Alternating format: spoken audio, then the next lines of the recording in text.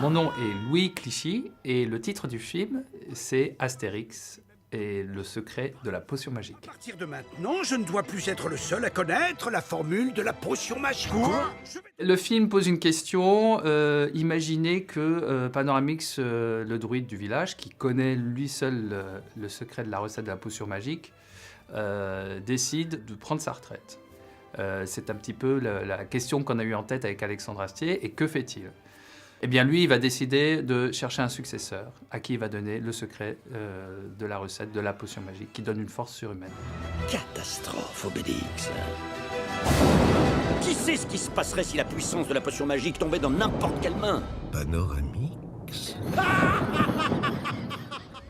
On voulait faire une histoire originale parce qu'on voulait se challenger par rapport au premier film qu'on avait fait, Alexandre et moi, qui était Le Domaine des Dieux.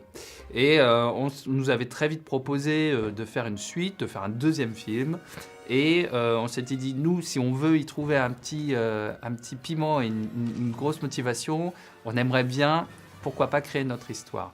Parce que même si les albums peuvent donner de très beaux films, je pense que la nature même d'une histoire, d'un album, n'est pas essentiellement cinématographique. Et il faut forcément réadapter beaucoup de choses. Et finalement, on perd un peu l'intérêt de l'histoire dans l'album. Donc on s'était dit, après tout, on passe directement à une nouvelle histoire.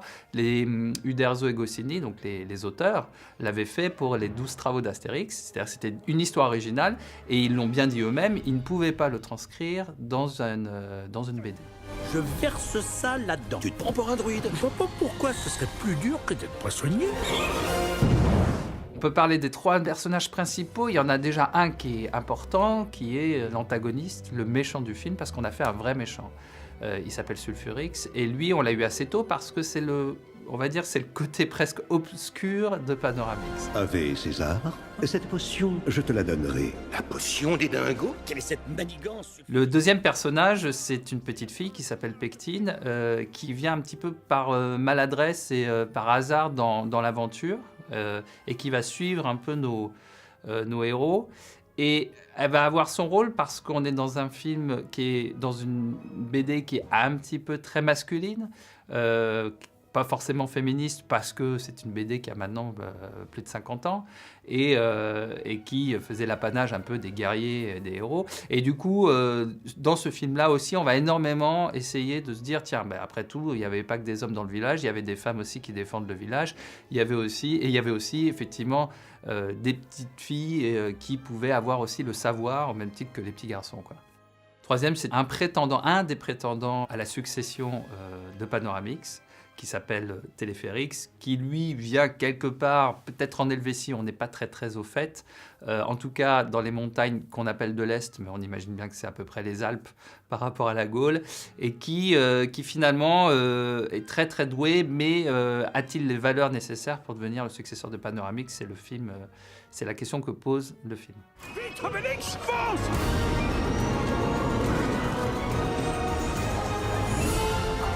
C'est quel barbu qu'il faut taper ?